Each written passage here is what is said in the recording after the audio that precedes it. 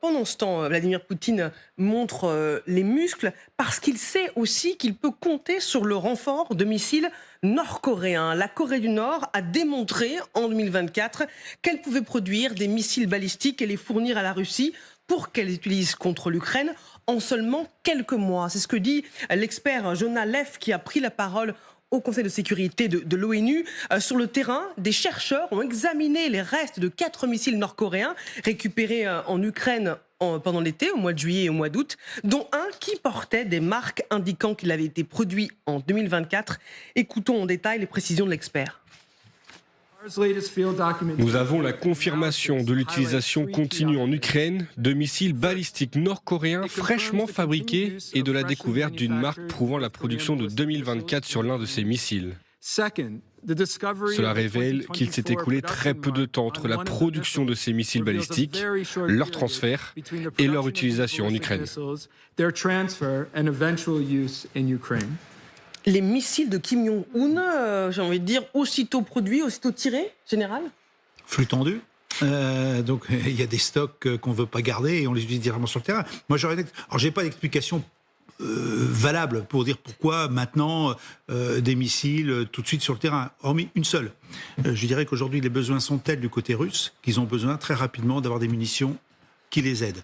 Et c'est quoi ? C'est les missiles qui sont produits par les Coréens. Alors maintenant qu'ils soient capables de le produire rapidement ou pas, de le transporter rapidement ou pas, je ne suis pas capable de répondre à cette question-là. Mais c'est bien l'usage immédiat, et c'est indirectement dit que ça manque de munitions de ce type-là du côté russe. Et on parlait tout à l'heure des Iskander. Mais c'est pareil, parce que et peut-être aussi une histoire de coût, de rusticité.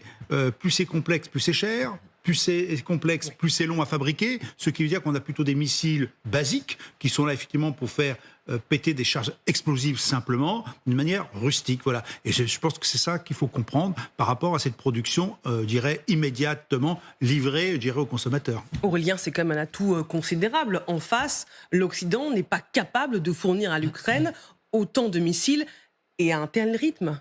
Oui, clairement. Alors, on a beaucoup parlé, par exemple, de l'exemple des obus. La Corée du Nord, qui aurait fourni la bagatelle d'au moins 3 millions d'obus, ça a été confirmé. C'est plus que toute l'Union européenne et les États-Unis depuis février 2022. Quand bien même ce sont des obus qui n'explosent pas tous, voire qui explosent à la figure de l'artilleur.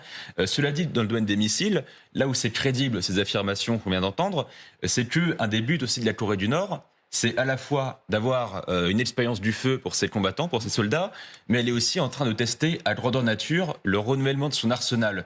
La Corée du Nord, ça fait depuis 30 ans qu'elle teste sur divers fronts, même au Proche-Orient, par exemple des RPG-7, donc ou des lance-grenades de fabrication coréenne. Elle les teste directement sur des zones de guerre avec ses clients.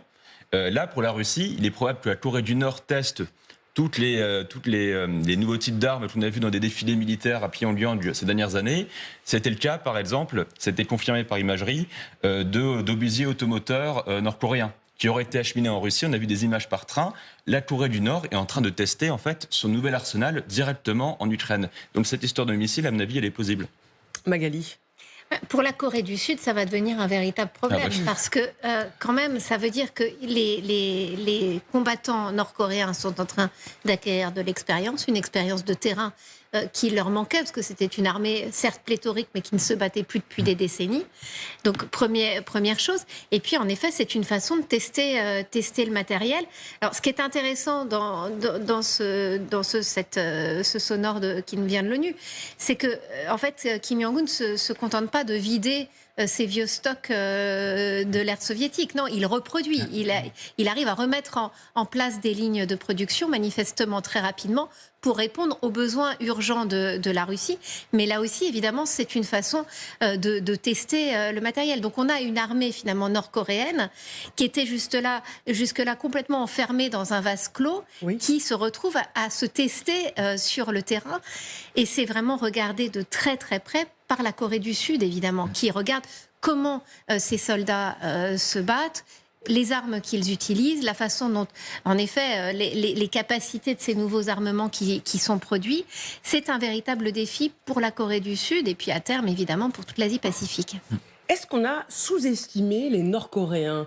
Quand on avait annoncé l'arrivée des soldats nord-coréens sur le territoire russe, leur renfort en armes, certains disaient mais la Corée du Nord, ils se battent plus depuis les années 50, depuis la guerre contre la Corée du Sud. Donc est-ce que c'est vraiment un atout ? Là, on se rend compte que ça peut faire la différence. Complètement. Enfin, ça fait depuis 30 ans que j'estime le Nord-Coréen. Je renvoie à l'édition documentaire sur les hommes de Kim. La manière dont les Américains, systématiquement, sous l'administration Clinton, avaient sous-estimé le programme nucléaire, pour le coup nord-coréen, jusqu'à ce qu'on soit pris de court et qu'il soit trop tard pour mettre fin à ce programme. C'est la même chose dans le domaine conventionnel. Systématiquement, on a dit, par exemple, que leurs annonces de production massive d'obus, par exemple, n'étaient toute la propagande, ce qu'on appelle en Corée du Nord le Sungun. Le Sungun, c'est l'idéologie de tout à l'armée en priorité. Il y a près de 10% de la population active du pays qui travaillerait directement pour l'industrie de défense. Eh bien, on voit désormais en Ukraine, avec ces livraisons de millions d'obus et de wagons et de porte-conteneurs entiers de munitions, que c'était plus que de la propagande, qu'effectivement, ils en sont au point qu'ils disaient. Et on voit surtout une chose qui est très inquiétante pour l'avenir, c'est que jusqu'ici, toute cette industrie de l'armement, elle tournait pour le régime. Maintenant, le régime, en flux tendu, comme vous dites, le régime nord-coréen, il a une guerre de haute intensité aux portes de l'Europe, extrêmement gourmande en munitions et en matériaux de tout type. Il a un marché captif géant qui est la Russie.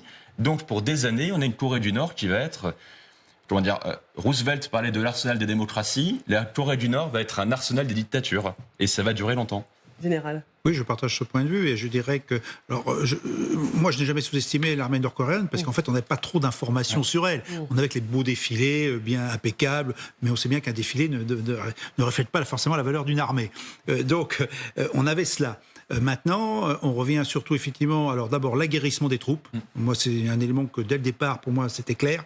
La Corée du Nord allait aguerrir ses soldats qui n'avaient jamais connu la guerre, quelles qu'en soient les pertes. Ça n'a aucune importance. Le but, c'est on va aguerrir et avoir un retour d'expérience au niveau tactique, sinon au niveau opératif, au niveau d'un théâtre d'opération.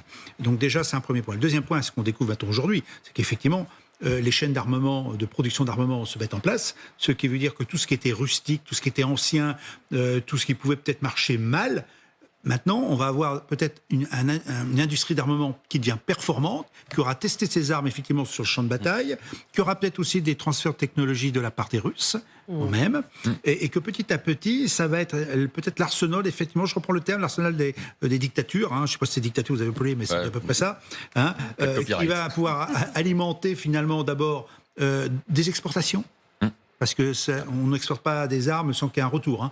Donc c'est gagner de l'argent, échanger contre des savoir-faire, et puis finalement moderniser réellement et non pas avec du vieux matériel l'armée nord-coréenne. Et on revient à l'inquiétude qu'a soulevée Magali de la Corée du Sud, ce qui veut dire qu'une armée du Sud, la Corée du Sud avec une armée qui est bien équipée, qui est motivée, qui se prépare à la guerre depuis des années, mais bon, comme toute démocratie, moment, ça s'effrite un petit peu.